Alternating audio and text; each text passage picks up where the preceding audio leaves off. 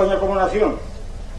Pues claro, evidentemente España ha sido una nación, pues para abreviar, ha sido una nación, un conjunto de naciones étnicas, pues por ejemplo durante toda la Edad Media, para abreviar.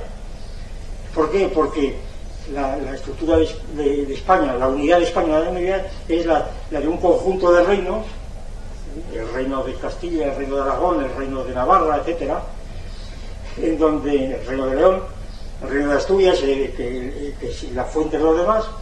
Entonces estos reinos, claro, pues aquí no hay naciones, no hay nación política, no puede haberla. Es el antiguo régimen, sencillamente, es el antiguo régimen. ¿Cuál sea la unidad de España ahí? Es un tema muy discutido, que si son los 5 reinos, en estos reinos hay que meter también a los reinos de Taifas, a los reinos de Granada, etcétera.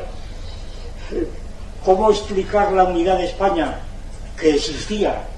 No es una nación cultural, una nación histórica. Yo no tengo tiempo de desarrollar esta tesis, por otra parte está discutida, según lo cual la unidad de España en aquella época es la unidad propia de un imperio, puesto que todos los reyes, los asturianos, Alfonso II, III, y sucesivamente, el VII, VIII, Alfonso X, etcétera, hablaron de, se atribuyeron el título de emperadores, y ninguno más, ¿verdad? Ninguno más. Pero no tengo tiempo de explicar esto. Ahora, lo cierto es que en el siglo XVI, XVII y XVIII, España es una nación histórica. Es una nación histórica en el sentido que he dicho. Una nación histórica, no es una nación política, porque sigue siendo el reino de los reyes católicos y el reino de Felipe II y de Carlos V y Felipe II. Es un reino, no es una nación, pero es una nación histórica, que tiene una presencia cultural, pero no política.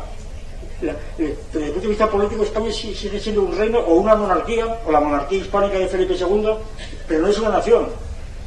La nación española empieza, como tal, propiamente en la Revolución Española, es decir, en las Cortes de Cádiz, cuando en el año 1812 las Cortes de Cádiz, haciendo la revolución que había hecho Francia y yendo incluso más allá en muchos puntos, establecen estos artículos famosos.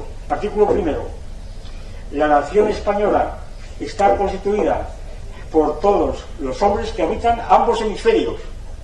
La nación, los que fueron las Cortes de Cádiz, no solamente los que están en la península, sino en las islas adyacentes, en América, en Filipinas, etcétera. La nación española está compuesta por todos los hombres que habitan en ambos hemisferios. Esta es la primera vez que aparece en España el concepto de nación política. Artículo tercero: atención, la soberanía reside en la nación, es decir, no en la monarquía del antiguo régimen. Esta es la gran revolución que se ve en España. Y aquí es cuando empieza España a ser nación política, estrictamente tal. Y de ninguna manera es nación política ni Cataluña, ni el País Vasco, ni Asturias, ni Galicia. Absolutamente nada. Es decir, si España llegó entonces, ¿cómo iban a ser los dos nación política? No lo eran en absoluto, como ahora quieren hacernos ver. Y cuando se dice, es que es el nacionalismo español, pero sí es el primero que hubo. Si no pudo el otro. Entonces, cuando se discute nacionalismo excluyente, no excluyente, absurdo, si el nacionalismo es excluyente siempre, por definición. El nacionalismo español no puede tolerar dentro de su nación a otro nacionalismo. Y cuando uno traiciona el espíritu de la Constitución, ¿qué se le hacía entonces? Se le fusila, Consejo de Guerra y fusilamiento inmediato. Y únicamente así puede subsistir una nación política. Y así hicieron los franceses y los alemanes y todo lo demás. Ahora bien, con la evolución de los tiempos, claro, ya voy terminando, pues, ¿qué ocurre? Pues que ahora no solamente no se fusila a Ibarretxe, sino que se le deja hablar en las Cortes, ¿verdad? Porque claro, porque la democracia lo exige. Bueno, yo quiero decir 2 palabras, ya voy a ir terminando, ¿eh? La democracia y el Estado de Derecho no garantizan que permanezca la unidad de España. Vamos a ver si lo tenemos claro.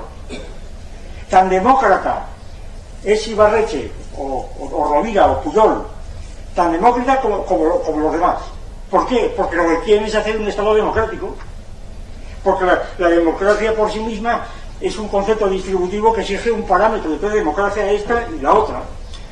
Y por tanto, en democracia y en Estado de Derecho, si la Constitución dice o prohíbe, la Constitución que teóricamente ha sido aprobada por todas, cosa que no es verdad porque los vascos no estuvieron de acuerdo con el 68, pero bien, suponiendo que se hayan más o menos adaptado, se reforma la Constitución y ya se acabó la Constitución. ¿Qué más da? Si la Constitución es simplemente efecto de un acuerdo, de un consenso que se hace en un momento dado, se reforma la Constitución y entonces el País Vasco puede ser una nación independiente, Cataluña y el Bierzo y lo que sea, no hay ningún problema. Y tan demócratas como los anteriores. Entonces, ¿qué ocurre? Que España desaparece.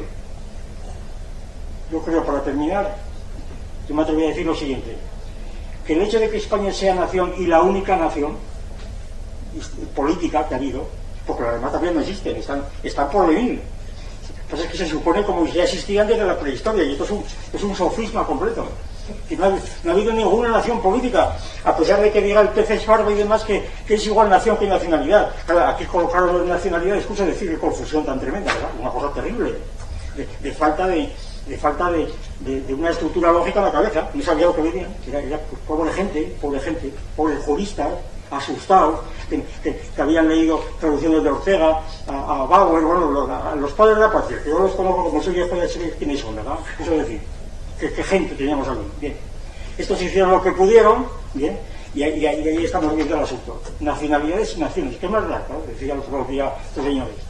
Entonces, la situación es que España es una nación y la única, pero yo creo que hay que decir que España es una nación, pero es más que una nación. Por el pronto, España ha existido antes de la Constitución del 78.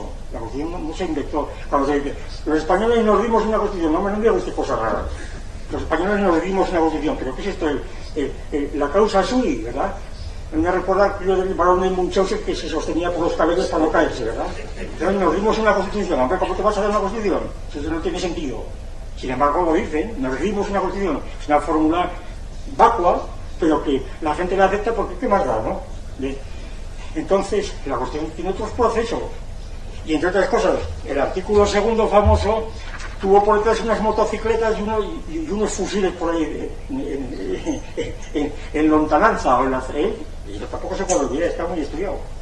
Es decir, que toda democracia pues no nace por la simple pacto del que hablaba Rousseau, ¿verdad? Vamos a pactar, no, eso es un cuento completo. Y yo digo, termino ya, que España es una nación, pero que es más que una nación. Y que si llega el caso, creo yo, si llegase el caso en el que algunos miembros antiguos y queridos de España, putrefactos y traidores, ¿verdad?, se separan en Europa, que España no desaparecería por eso, porque la hispanidad, la patria de España seguiría existiendo más que en Europa y junto a estos miembros putrefactos y traidores, ¿verdad?, seguiría existiendo en la hispanidad, porque la patria verdadera de España estará siempre en el lenguaje, nada más.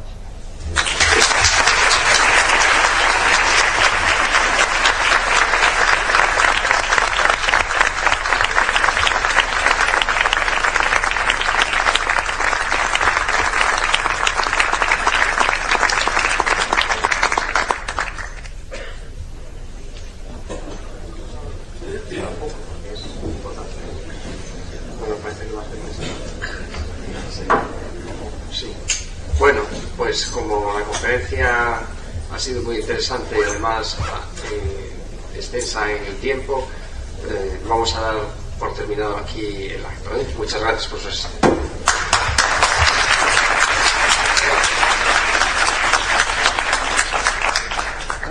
Bueno, un poco precipitado. No.